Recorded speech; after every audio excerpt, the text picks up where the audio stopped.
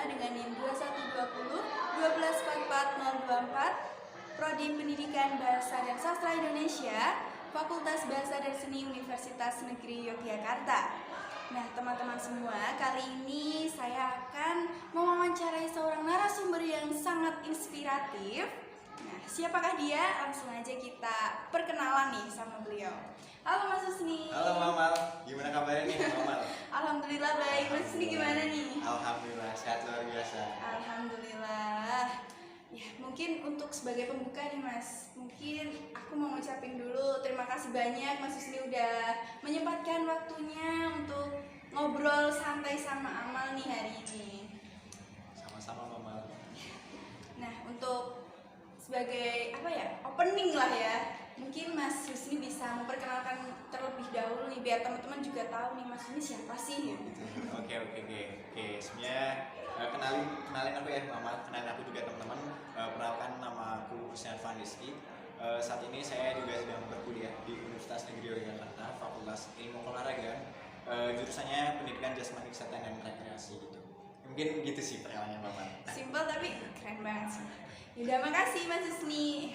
Teman-teman, Mas Husni ini adalah mahasiswa di Universitas Negeri Yogyakarta. Prodinya PJKR ya Mas ya, PJKR angkatan 2019. Ya bentar lagi mau KKN. Alhamdulillah. Nah teman-teman, sebenarnya nih saya sudah diberi CV-nya Mas Husni nih, yang keren banget nih. Saya waktu baca, wah langsung terkagum-kagum gitu ya. Terutama sama deskripsinya nih, saya mau bacain dulu deh deskripsinya beliau nih. Kayak udah cocok banget jadi mahasiswa PBSI gitu loh. Saya merupakan mahasiswa Pendidikan Jasmani Kesehatan dan Rekreasi Universitas Negeri Yogyakarta. Saya tertarik dan menekuni bidang bisnis dan keuangan dengan tujuan menjadi seorang yang handal di bidang tersebut. Kemampuan saya adalah mudah beradaptasi dan berpikir rasional dalam menyelesaikan masalah serta dapat bekerja secara individu ataupun kelompok. Selain itu, saya selalu berusaha untuk membuat diri saya selalu good looking dan good attitude. Waduh, keren banget ya tuh, keren banget lah. Udah cocok masuk PBSI aja Mas. Iya, itu sangat gak sinkron ya. Jurusnya olahraga tapi sukanya bisnis gitu ya. Gak sinkron ya gitu ya. Nah teman-teman nih, Mas Husni nih aktif dalam berbagai organisasi dan kepanitiaan dan juga punya pengalaman banyak banget nih. Nah, aku mau bacain satu persatu. Organisasi yang pernah Mas Husni ikutin itu menjadi Wakil Ketua Organisasi Gama Sastra UNY tahun 2021 dan sekarang jadi ketuanya ya Mas ya. Itu soalnya CV 2021 ya. Iya. 2020-nya sekarang udah jadi ketuanya gitu. Alhamdulillah. Terus Mas Husni juga tergabung dalam BMKM FIK UNY sebagai anggota Departemen Tridharma tahun 2021.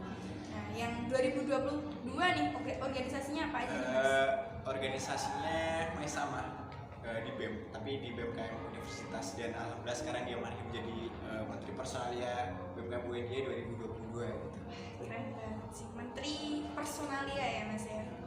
Terus di kepanitiaan nih, Mas Husni pernah menjadi Ketua Pengabdian Masyarakat BMKM FIK UNY tahun 2021, Ketua Seminar Nasional dan Lomba Freestyle Nasional BMKM FIK UNY tahun 2021. Kepanitiaan yang tahun 2022 Mas? Kepanitiaan tahun 2022 masih nihil ya, karena di 2022 ini udah sibuk sama di BMKM-nya sibuk beberapa hari juga sama sibuk dunia kerja gitu, karena di 2022 ini juga mencoba di dunia kerja. Keren banget sih. Ini ada juga pengalaman nih, pernah mengikuti 6 kepanitiaan sekaligus di 2021. Volunteer Vaksinasi UNY 2021, Volunteer Vaksinasi Mahasiswa Yogyakarta Istimewa 2021, juara 1 pencak silat antar perguruan kelas D Putra tingkat provinsi 2017, moderator seminar beasiswa 2021, mendaki Gunung Slamet, Gunung Lawu, Gunung Perahu di 2021. Itu sebenarnya bukan sebuah itu ya hal yang membanggakan, tapi bagi itu ada suatu hal yang membanggakan dan sebuah prestasi, makanya aku masukin di CV gitu. Jadi, karena nggak setiap orang bisa melakukan hal kayak gitu sih. Termasuk saya nih, belum pernah nih sampai sekarang mendaki gunung. banget sih. Jadi mendaki gunung tuh hobi atau apa Mas?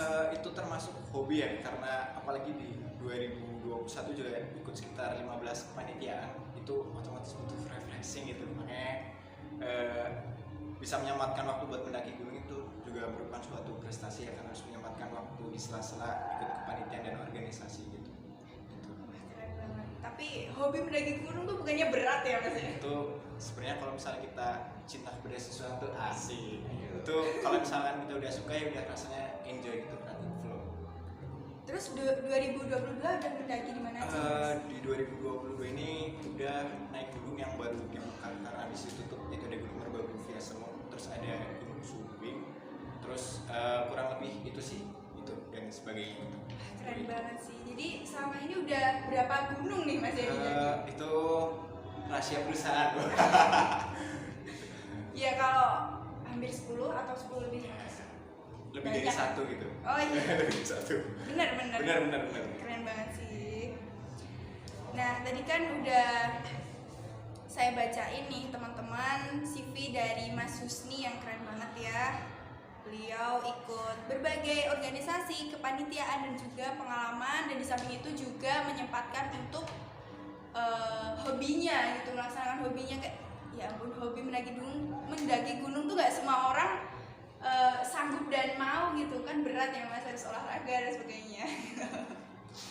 Nah, selain jadi mahasiswa nih Mas, sama ikut organisasi juga, Mas Husni ada kesibukan apa lagi nih? Kalau kesibukan tadi ya, selain jadi mahasiswa, tentu seperti yang Mbak Mal bilang ada organisasi yang aku ikutin sekarang, ada Ormada. Ormada itu ibaratnya keluarga mahasiswa yang berasal dari daerah. Nah, kebetulan di situ saya diamani jadi ketuanya di 2022 ini. Terus yang kedua, mungkin tadi udah dibaca juga di CV-nya, yaitu yang kedua saya jadi Menteri Personel BUMN di 2022.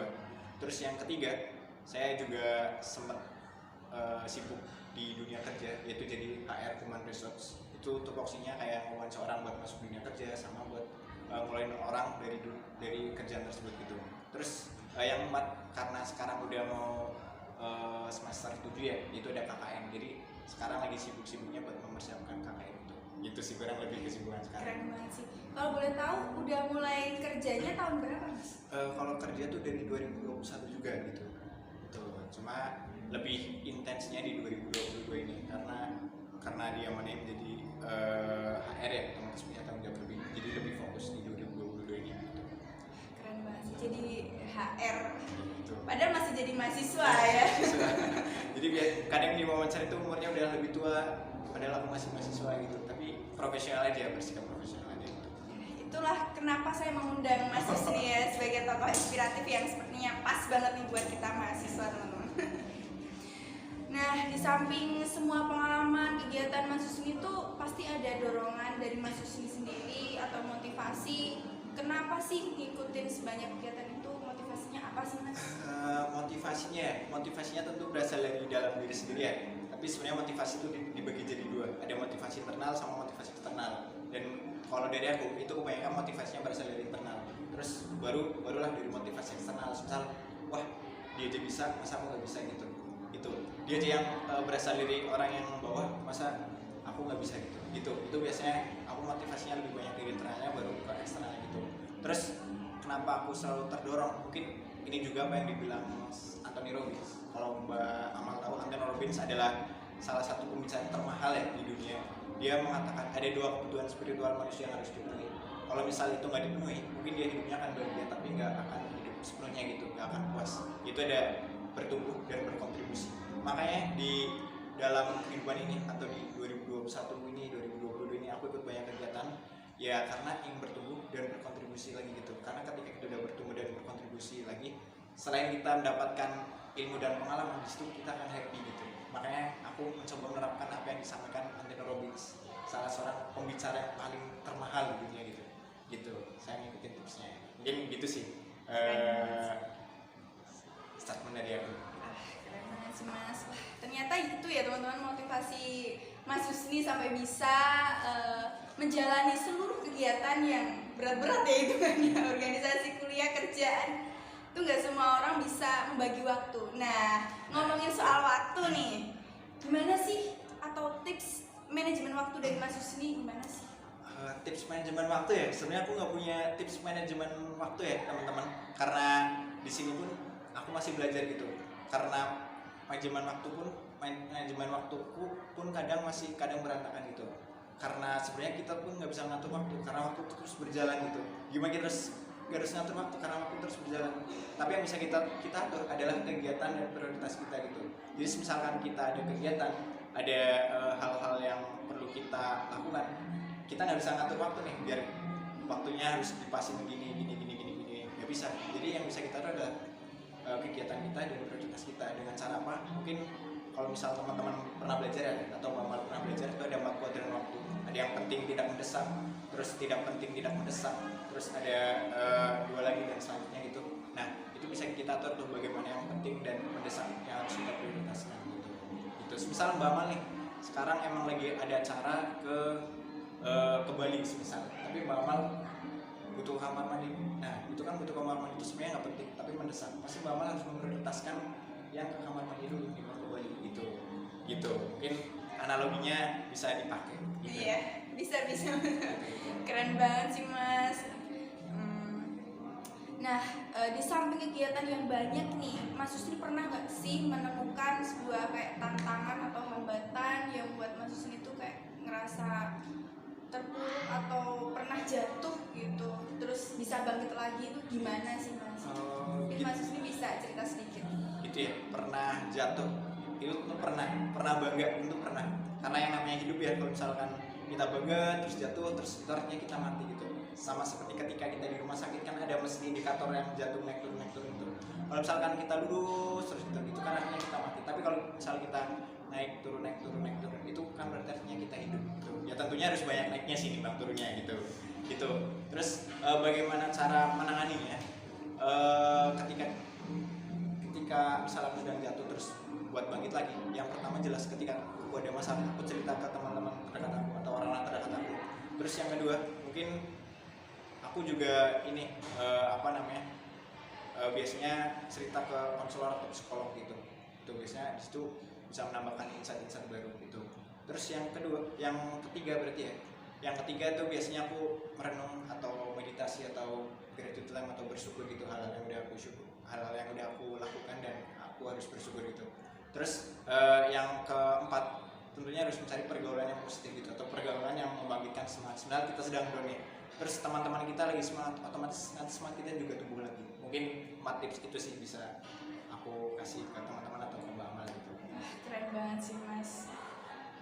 Bener-bener gimana setiap orang tuh emang pasti pernah jatuh ya Mas ya, pernah jatuh dan akhirnya seiring dengan berjalannya waktu dan semangat yang kita tanam sendiri di dalam diri sendiri, pasti juga kita akan bangkit.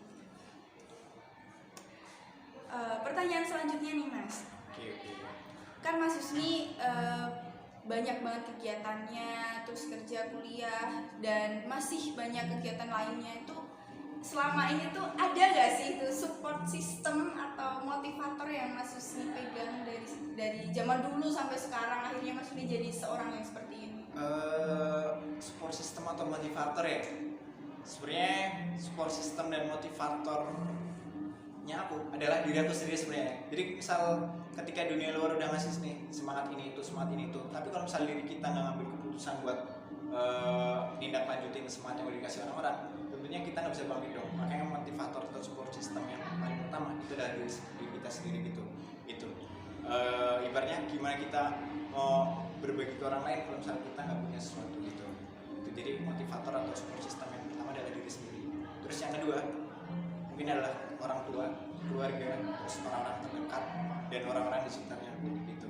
Terus yang ketiga itu adalah orang-orang yang udah sukses di luar sana. Kadang ketika orang-orang sukses di luar sana berbicara atau melakukan sesuatu itu kadang menginspirasi. Jadi itu bikin semangat aku lebih semangat lagi itu.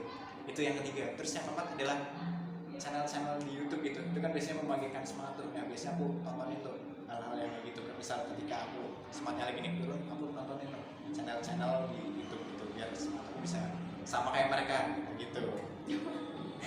Kalau boleh tahu channel siapa sih Mas yang paling sering ditonton Mas Husni? paling sering ditonton ya itu sebenarnya rahasia perusahaan ya. Kalau channel yang sering aku tonton mungkin ya channel yang olahraga gitu, berbau-bau olahraga. Karena ketika lihat orang olahraga, wah dia kan semangat tuh, latihan butuh proses, butuh ini tuh. Makanya pun kadang terinspirasi, wah aku buat mencapai suatu hal harus mau proses dulu nih, latihan dulu dan sebagainya gitu. Kadang itu hal-hal seperti itu pun juga menginspirasi aku gitu. Wah, keren banget ya teman-teman. Nah, selanjutnya nih Mas, kan kita ini kan masih masa-masa remaja ya. Nggak tahu sih Mas Husni masih remaja atau enggak nih? Udah 21 plus. Iya, masih lah ya, masih.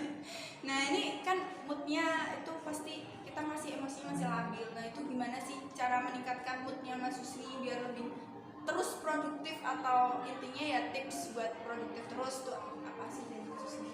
Bagaimana biar kita moodnya stabil ya gitu ya dan produktif terus. Mungkin yang pertama adalah manajemen diri ya, manajemen diri sendiri. Karena ketika kita belum bisa manajemen diri sendiri, gimana kita mau manajemen yang lain gitu. Nah, manajemen diri sendiri yang aku pelajarin contohnya adalah ketika kita mengatur media sosial kita, ketika kita mengatur lingkungan kita gitu. Jadi misalkan lingkungan kita positif, otomatis nanti kita bakal ikut positif juga gitu. Atau Mbak Mal pernah dengar yang ini, ketika kita bergaul dengan orang yang wangi, kita akan ikut wanginya. Ketika kita bergaul dengan orang yang bau kambing, kita akan ikut bau kambing juga. Nah gitu, sama seperti di kehidupan nyata, kita harus mengatur nih teman-teman kita mana aja, teman kita mana aja gitu. Gak hanya di dunia nyata, di dunia media sosial pun kita juga harus mengatur apa yang kita tonton, apa yang kita baca, itu harus kita filter sebaik-baiknya gitu. Karena nanti disitu nyebabin bagaimana mood kita stabil atau enggaknya, terus bagaimana produktifnya kita.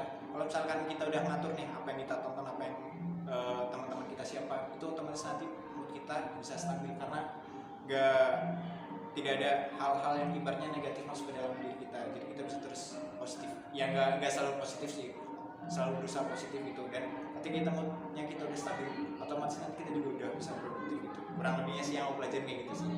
Gitu. Keren banget sih cara menjabarkannya sedetail itu. Nah Mas, kita kan sama-sama di prodi pendidikan ya. Aku pendidikan bahasa dan sastra Indonesia, Mas Husni pendidikan Jasmani kesehatan dan Jasmani. Nah itu kita kan sama-sama pendidikan. Nah aku mau nanya nih, karena menyinggung pendidikan nih, gimana sih menurut Mas Husni, pandangan Mas Husni terhadap pendidikan di Indonesia? Apakah sistemnya sudah sesuai atau bagaimana?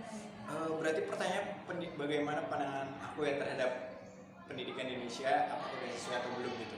Kalau dari aku ya, sebenarnya kita nggak bisa menjawab itu sesuai atau enggaknya dari satu sudut pandang. Karena misalkan kita melihat angka 9, terus kita ngelihatnya dari arah sebaliknya, itu tentu akan jadi 6 dong gitu. Makanya kita nggak bisa menjawab melalui satu perspektif gitu. Tapi aku mau mengumpamanya ibarat jangan menilai ikan untuk memanjat pohon gitu, karena setiap orang punya kemampuan yang berbeda-beda. Jadi menurut pandangan aku, pendidikan di Indonesia sekarang itu udah berusaha buat menjadi yang sesuai ya sama di Indonesia. Karena ketika misalkan kita punya kemampuan dan harus disalurkan di hal-hal yang ibaratnya di bidang yang dia minati, otomatis apa ya, karena tadi ada iklan lewat ya, sorry banget teman-teman, jadi fokusnya hilang.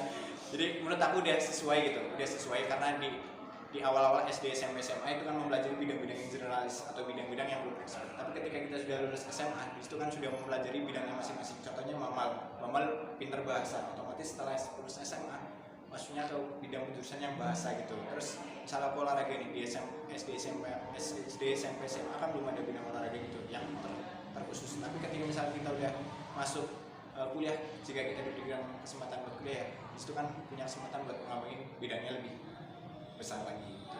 Mungkin pandangan aku gitu sih, karena setiap orang punya pemain yang beda-beda, jadi jangan lihat ikan buat suruh lomba manjat pohon gitu.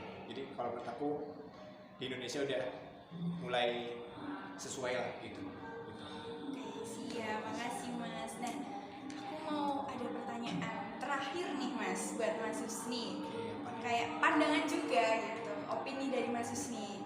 Kan Mas Husni itu kan pendidikan ya, berarti gimana? Besok lanjut jadi guru atau jadi atlet nih? Itu ya, kalau pandangan aku sih sebenarnya punya cita-cita atau bukan cita-cita atau pengen lanjut gitu ke S2. Itu yang pertama. Terus yang kedua, aku pengen kuliah di luar negeri nih gitu.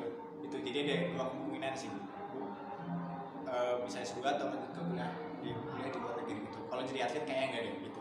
Jadi pendidik ya Mas ya? Iya, jadi bisa lanjut S2 ke kuliah negeri atau tambah lagi ini bukan pendidikan sih. Yang ketiga adalah bangun bisnis gitu. Gitu. Jadi itu kan non pendidikan kan. Gini nih, aku pengen tahu opini Mas Husni ketika ada orang yang meremehkan, kok kamu ambil pendidikan sih, kamu mau jadi guru ya, guru kan gajinya sedikit, kok nggak ambil bisnis aja. Nah kayak Mas Husni tadi kan dari pendidikan melenceng ke bisnis. Nah menurut Mas Husni mendengar statement-statement seperti itu gimana? Itu sebenarnya statement yang kurang baik ya sebenarnya karena ada analoginya nih, bukan analogi sih, ada contohnya ketika Jepang dibom atom, ada bom atom Hiroshima dan satu lagi bom atom apa? Gak tahu ya, aku juga lupa sih. Makanya ketika Jepang di bom atom itu bukan ekonomi yang dibangun, bukan bisnis yang dibangun, tapi yang pertama dikejar atau dicari adalah seorang guru. Jadi Jepang pun ketika di bom atom yang dicari pertama kali adalah seorang guru, pendidikannya gitu.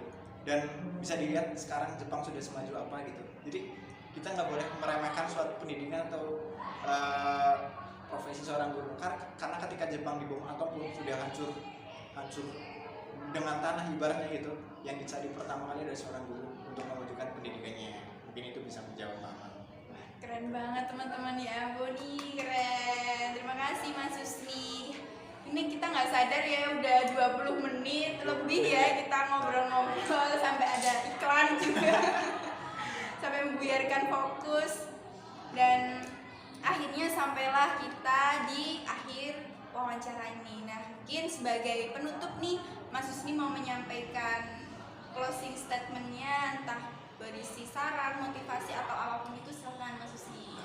Closing statement yang biasa aku berikan sih ketika interview itu biasanya jangan sia-siakan orang yang luar biasa ini, kayak gitu sih biasanya. Tapi karena ini sifatnya bentuk saran, mungkin aku bakal ngasih sebuah pepatah. Ini pepatah dari Cina. Ada pepatah mengatakan, birds of a feather flock together. Burung yang sama akan terbang dan hinggap di dahan yang sama. Jadi kalau misalkan kita mau jadi orang sukses, bergaulah sama orang yang sukses. Jadi kalau misalkan kita mau jadi orang jahat, bergaulah sama orang yang jahat gitu. Sama seperti teman-teman mau jadi apa? Jadi misalkan kita mau jadi pebisnis, bergaulah sama orang yang pintar bisnis. Misalkan kita ingin jago sepak bola, bergaulah sama teman-teman orang yang sepak bola. Jadi mungkin closing statementku ada pepatah dari Cina, itu birds of a feather flock together gitu. Mungkin retorikaku tadi agak berantakan ya bahasa Inggrisnya ya, tapi kurang lebih kayak gitu. Keren banget sih Mas Husni. Wah keren banget ya teman-teman. Gimana nih teman-teman, udah terinspirasi belum nih? Kayaknya udah nih, abis ini wah aku mau ini langsung merancang nih hidupnya nih, mau setelah ini mau ngapain ya. Oke teman-teman, sampailah kita di akhir acara. Terima kasih teman-teman semua. Terima kasih Mas Husni udah menyempatkan waktunya buat ngobrol-ngobrol santai nih sama Amal hari ini karena ada tugas juga dari dosen. Dan mohon maaf nih Mas Husni kalau selama Amal ngewawancara banyak salah kata maupun sikap yang kurang berkenan di hati Mas Husni. Mohon dimaafkan ya Mas Husni. Ya, saya juga mohon maaf ya apabila kata-kata kadang gak jelas, kadang ngalor ngidul gitu, tapi intinya terima kasih Amal udah ngasih aku kesempatan buat diwawancara sama orang yang luar biasa gitu. Terima kasih. Ya kita Amal juga masih belajar juga ya Mas Husni, jadi mohon dimaklumi. Dan teman-teman semua terima kasih sudah menonton sampai di akhir acara. Nah sebagai penutup nih aku selalu inget dua motivasi atau dua kata-kata mutiara nih yang selalu aku selalu inget. Makanya yang pertama, jangan pernah menyia-nyiakan kesempatan karena belum tentu kita mendapatkan kesempatan kedua. Nah itu teman-teman. Yang kedua, jangan pernah berhenti mencoba karena kita nggak tahu hasil kita atau keberhasilan kita itu apakah 1 minggu lagi, ataukah 1 hari lagi, ataukah 1 menit lagi. Pokoknya jangan nyerah ya teman-teman. Nah ya mungkin teman-teman cukup sekian dari Amal, kurang lebihnya Amal mohon maaf. Semoga teman-teman terinspirasi dengan melihat video ini. Kurang lebihnya mohon maaf. Amal ucapkan terima kasih. Wassalamualaikum warahmatullahi wabarakatuh.